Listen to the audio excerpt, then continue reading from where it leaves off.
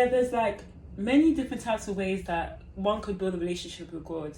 The ways that work for me, and the 5 tips that I'll give to you guys on how to build a stronger relationship with God is reading the Bible, praying, hearing testimonies, praising and worshiping, and fellowshipping. Those are the 5 main things that will help you have a better relationship with God. So let's go with Bible first. So reading the Bible is very crucial, right? Because it helps you get to know God's ways more. It helps you get to know God's instructions more. So if you want to know, okay, I'm going through this and that, how does this be solved? A lot of what people are going through are actually in the Bible. A lot of stories that are in the Bible are actually pathways, like story passages or pathways for people to reflect on and look on, to see on how someone's life has gone and how their life could go. Because a lot of people are chosen ones, which means that a lot of stuff that's happened in the Bible is related to their own story. They can relate to it because their life is very similar to stories. For example, let me give you a story that's like similar to mine. David is a very similar story to me, yeah, because all my life, just struggle, all my life, problems upon problems, and obviously like there's the story called like with the David story, yeah, there's David and Goliath, right, and Goliath is like the giant that David has to face and battle. Now, obviously for me, right, I said that David I can relate to. Goliath is not going to be my physical giant. Like Goliath is going to be a every time I talk here, I don't know why I'm always like stuttering, but Goliath is the battles that you go through in life. So David overcame Goliath, so I will overcome battles in my life. That's how I can relate. That's a story in the Bible that I can relate to. And there was victory upon David. So as long as I'm a child of God, there's victory upon me. So that's the story I can relate to. So, you know, there's different stories that you can now relate to in the Bible. So relating to the Bible, reading the Bible daily is crucial, is recommended, because you will learn so much. And you will learn God's ways, you know the instructions, you know what to do and not what to do. And you know that if you're going through any attack, if someone is telling you something that does not correlate with God's instructions, God's words, then you know that, okay, no, it's coming from the devil. And it makes you know where the attacks are coming from.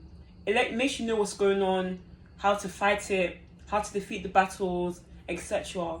So reading the Bible is very crucial. I recommend that you guys read the Bible. Okay. The second thing is praising and worshiping.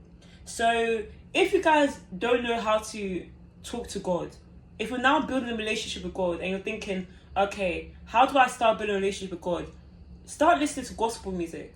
So there are plenty of gospel music out there, and I'll recommend some to you guys, probably in the description if I remember.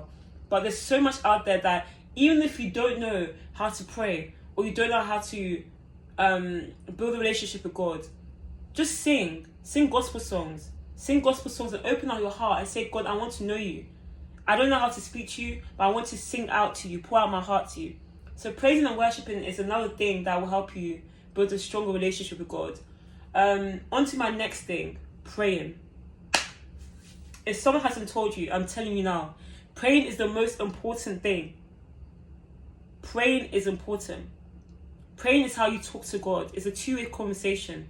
If you don't pray, it's going to be very hard for God to know what it is that you're going through. Even though God knows your heart already, God wants us to pour out with our mouth, with our tongues, what we are feeling, what you want to say. So praying is crucial. It's very important to pray.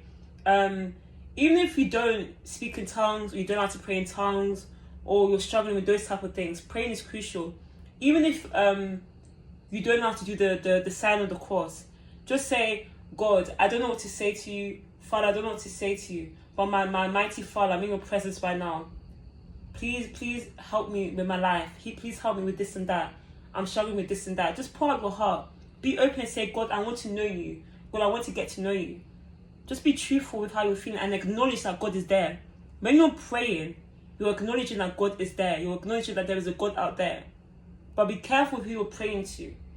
I feel like the way your heart posture is determines on what type of God you serve.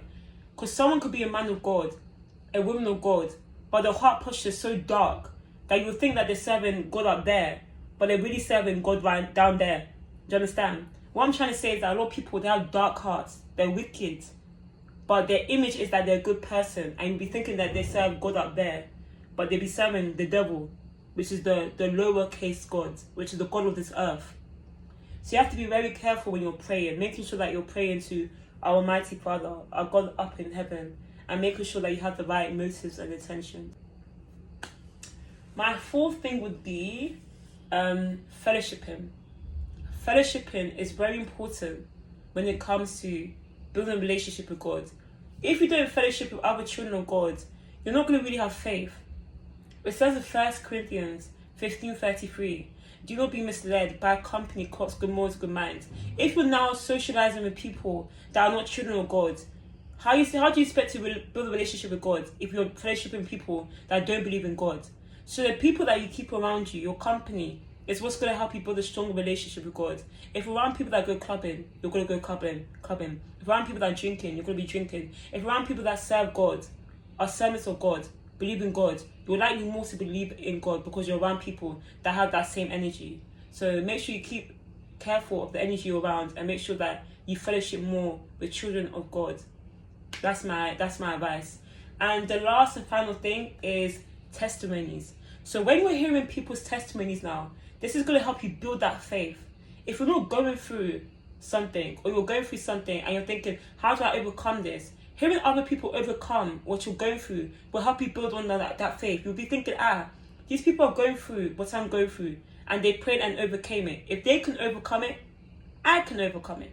So having faith that God is out there, having faith that people's testimonies are true, listening to people's testimonies on YouTube, or going to different ministries, hearing what God has done for them. These people will not lie about God. You know, at the end of the day, they can lie about their pastor or their man of God, but they can't lie about what God has done for them, because God will not be happy with that. If we're lying out there saying that this and that, there's no point. So what I'm trying to say is that testimonies is what will build on that faith. That lack of faith, testimonies will do it. I also realized that, when it comes to like faith, people struggle with the fact that they don't see God. A lot of people don't see God. A lot of people don't have visions. They have no gifts, no nothing. So that's what the lack of faith comes from. That's what the struggling to build a relationship with God comes from. Because they don't have anything to fall back on. But in the Bible, it says that we walk by faith, not by sight. Meaning that you don't need to see God to know that God exists. We don't see air, but we know that the air exists. So make sure that you guys just have faith, knowing that, okay, I don't see God, but I know that God deep down you exist. Think about it this way, this world.